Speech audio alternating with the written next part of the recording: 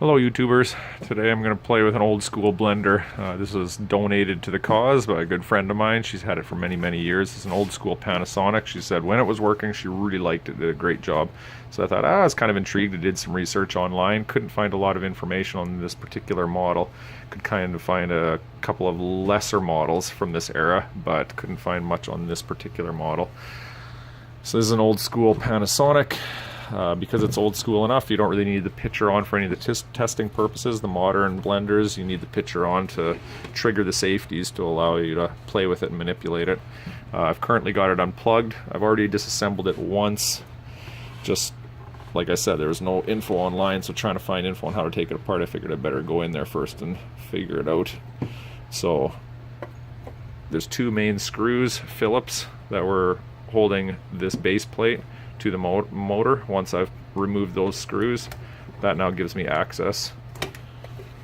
I can remove the base plate. Now what I was finding when I was running it through its initial testing is hitting the manual switches and then the timer switches and such, I would get intermittent pulsating from the motor, which tells me it's probably just a switching issue within the switch panel. So getting inside here, I find out it's old school. It's just got a bunch of points and contacts. So I figured probably just need some buffing and some cleaning. But to get access to all the points, you need to be able to remove these old circuit boards from the front part of this case. But to do that, there's screws hidden underneath this trim cover. So to remove the trim cover, you have to bend these tabs so they're straight as such, and then you can get movement. However, like I said, I've pre-done this already, but the first go at it, it was really sticky right along this area here. There's a lot of glue and adhesive, as you can see in behind there.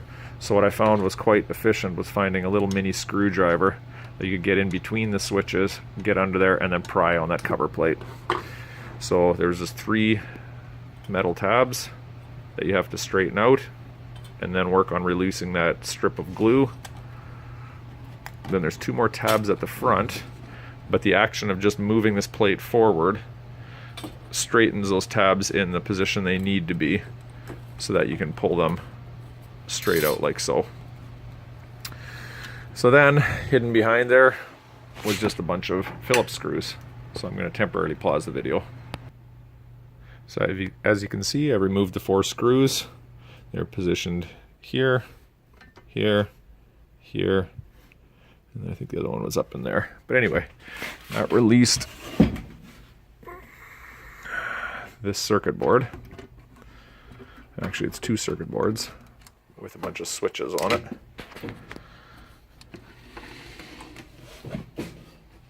And now I'm actually looking at the inner workings of these switches, and I can start actually manipulating them a little bit.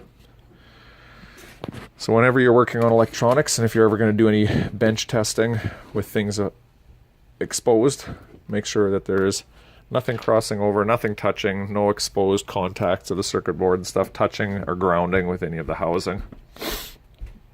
I've still at this point got it unplugged. When I got in here and started looking at, like I said, this was the manual switch here. These contacts right here were just horrendously corroded and yucky. So basically I just took a little piece of sandpaper, folded it in such a manner that I could then get in behind all these points of contact.